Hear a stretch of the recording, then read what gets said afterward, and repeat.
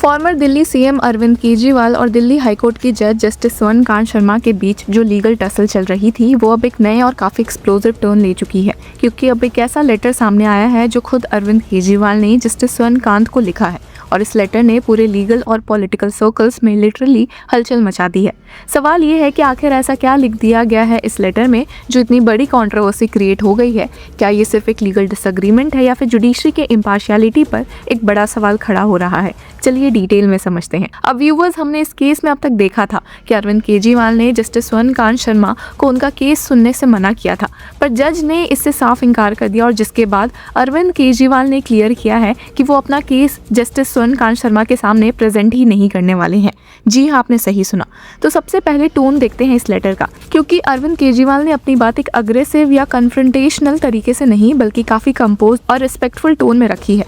लिखते हैं कि I write this letter with utmost respect to your office and to the institution of the judiciary, और clarify करते हैं कि this letter is not written in anger nor in disrespect nor in any spirit of personal confrontation. लेकिन यहीं से जो core issue start होता है वो है उनका refusal to participate in further proceedings. उन्होंने क्लियरली लिखा है कि inability in conscious to participate in further proceedings. मतलब अरविंद केजरीवाल कह रहे हैं कि उनकी कॉन्शियंस उन्हें अलाउ नहीं करती कि वो इस पर्टिकुलर बेंच के सामने अपना केस कंटिन्यू करे, और ये एक बहुत ही सीरियस बात होती है किसी भी लीगल प्रोसीडिंग में, क्योंकि इसका मतलब है कि एक लिटिगेंट ओपनली कह रहा है कि उससे फेयर हियरिंग की एक्सपेक्टेशन नहीं है। Hello law lovers and justice seekers, welcome to law Chakra. हम आपके लिए लेकर आए हैं कुछ बहुत ही exclusive. Introducing law Chakra prime membership, जो आपको देगा exclusive access like never before. बनिए लॉ चक्रा की प्राइम मेंबर और अनलॉक कीजिए full potential of legal knowledge. अभी ज्वाइन कीजिए। अब अरविंद केजरीवाल इसको एक लार्जर कॉन्स्टिट्यूशनल पर्सपेक्टिव में फ्रेम करते हैं। कहते हैं कि जुडिशरी हिस्टोरिकली एक ऐसी इंस्टीट्यूशन रही है जहां लोगों ने ट्रस्ट रखा है। Whenever other institutions of the state have faltered, the people of India have repeatedly looked to the judiciary with hope. पर वहीं आते हैं सबसे क्रूशियल पार्ट पे, जहां से कंट्रोवर्सी एक्चुअली एक्सप्लोड हुई, क्योंकि अरविंद केजरीवाल मेंशन करते हैं कि उन्होंने पहले ही एक रिक्यूजल एप्लीकेशन फाइल की थी जिसमें उन्होंने रिक्वेस्ट की थी कि जज इस केस से खुद को अलग कर ले, लेकिन वो एप्लीकेशन डिसमिस हो गई थी। और उसके बाद वो लिखते हैं कि my well grounded apprehensions have not been removed. मतलब कोर्ट के ऑर्डर के बाद भी उनके कंसर्न्स दूर नहीं हुए हैं।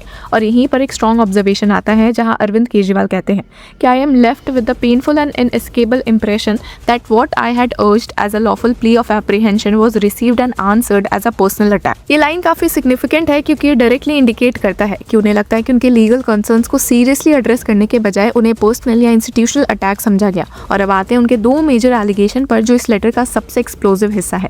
पहला एलिगेशन है जज के अलेज्ड आइडियोलॉजिकल एसोसिएशन को लेकर। अरविंद केजरीवाल लिखते हैं कि उन्हें कंसर्न है कि your ladyships repeated public association with the RSS legal front, the Akhil Bharatiya Adhivakta परिषद, और यहाँ वो क्लियरली अपनी पॉलिटिकल पोजीशनिंग भी बताते हैं कि वो और उनकी पार्टी रूलिंग डिस्पेंसेशन के स्टॉन्च अपोनेंट्स है। और ये सवाल भी उठाते हैं कि how can I hope to get justice from this honourable court. ये एक डायरेक्ट क्वेश्चन है जो इम्पार्शियलिटी को चैलेंज करता है, और इसी पॉइंट को स्ट्रेंथन करने के लिए वो एक जुडिशियल रेफरेंस भी देते हैं। Farmer honourable mister justice Abhay Ashok recently stated he would have politely decline. मतलब वो ये दिखाने की कोशिश कर रहे हैं कि उनका कंसर्न कोई आउटलैंडिश या बेसलेस नहीं है, बल्कि जुडिशियल एथिक्स के अंदर भी ऐसे कंसिडरेशंस एग्जिस्ट करते हैं। लेकिन जो सेकंड एलिगेशन है वो और भी ज़्यादा सीरियस और सेंसिटिव है, और वहीं इस लेटर को ट्रूली कंट्रोवर्शियल बनाता है। अरविंद केजरीवाल क्लेम करते हैं कि जज के फैमिली मेंबर्स का प्रोफेशनल कनेक्शन यूनियन गवर्नमेंट से है, जो कि इस केस में अपोजिट पार्टी है। वो स्पेसिफिकली लिखते हैं कि both of your ladyships children are professionally engaged on multiple advocates panel of the union government. और फिर वो एक डायरेक्ट कन्फ्लिक्ट ऑफ इंटरेस्ट का आर्ग्यूमेंट बिल्ड करते हैं। वो मेंशन करते हैं कि union government CBI happens to be are opposite party in this case, और साथ ही सॉलिसिटर जनरल का नाम लेते हैं। Mister Tushar Mehta is the advocate on the opposite side. और यहीं से वो एक नैरेटिव क्रिएट करते हैं कि डिसीजन मेकिंग और प्रोफेशनल बेनिफिट्स इनडायरेक्टली लिंक्ड हो सकते हैं। अब जो सबसे आई कैचिंग डिटेल है वो है नंबर्स का मेंशन। अरविंद केजरीवाल लिखते हैं कि आरटीआई डेटा के अकॉर्डिंग जज के सन को 5904 डॉकेट्स असाइन हुए बिटवीन 2023 एंड 2025, और ये एक अनयूजुअली हाई नंबर है, स्पेशली जब वो कंपेयर करते हैं कि टोटल पूल में अराउंड 700 काउंसिल्स हैं जहां कई लोगों को सिर्फ एक या कुछ केसेस मिलता है। इसके बाद वो फाइनेंशियल एंगल भी इंट्रोड्यूस करते हैं जो पब्लिक परसेप्शन को और ज़्यादा इम्पैक्ट करता है। Each docket represents an appearance fee of ₹9,000 per day पर डॉकेट। और कंक्लूड करते हैं कि amount running into crores of rupees हो सकता है। मतलब वो ये सजेस्ट कर रहे हैं कि ये सिर्फ प्रोफेशनल इंगेजमेंट नहीं बल्कि सिग्निफिकेंट फाइनेंशियल इम्प्लीकेशंस भी कैरी करता है। अब अरविंद केजरीवाल टाइमलाइन भी हाईलाइट करते हैं जिससे वो अपना आर्ग्यूमेंट और स्ट्रेंथन करते हैं। लिखते हैं कि जज की एलिवेशन मार्च 2022 में हुई और उसके कुछ ही महीनों के अंदर उनके सन का इम्पैनलमेंट हुआ, फिर डॉटर का इम्पैनलमेंट हुआ, फिर फर्दर प्रमोशंस। ये सीक्वेंस उनके according bound to deep and public apprehension है। और यहीं पर एक इंपॉर्टेंट चीज़ समझना ज़रूरी है कि केजरीवाल अपनी लैंग्वेज में रिपीटेडली एप्रीहेंशन वर्ड यूज़ करते हैं। वो डायरेक्ट एक्यूजेशन नहीं लगा रहे कि कोई रॉन्ग डूइंग हुई है, बल्कि ये कह रहे हैं कि सिचुएशन ऐसी है जो रीजनेबल डाउट क्रिएट करती है। और लीगल सिस्टम में परसेप्शन ऑफ बायस भी उतना ही इंपॉर्टेंट होता है जितना एक्चुअल बायस। अब पूरे लेटर का टोन देखें तो एक तरफ रिस्पेक्ट मेंटेन किया गया है जुडिशरी के लिए, दूसरी तरफ काफ़ी पॉइंटेड क्वेश्चंस रेज किए गए हैं। और इसी कॉम्बिनेशन ने इस लेटर को इतना इम्पैक्टफुल बना दिया है क्योंकि ये ना तो एक सिंपल पॉलिटिकल स्टेटमेंट है और ना ही एक रूटीन लीगल सबमिशन। ये एक ऐसा डॉक्यूमेंट है जो जुडिशरी के फंक्शनिंग और एथिक्स पर डायरेक्ट स्पॉटलाइट डाल रहा है।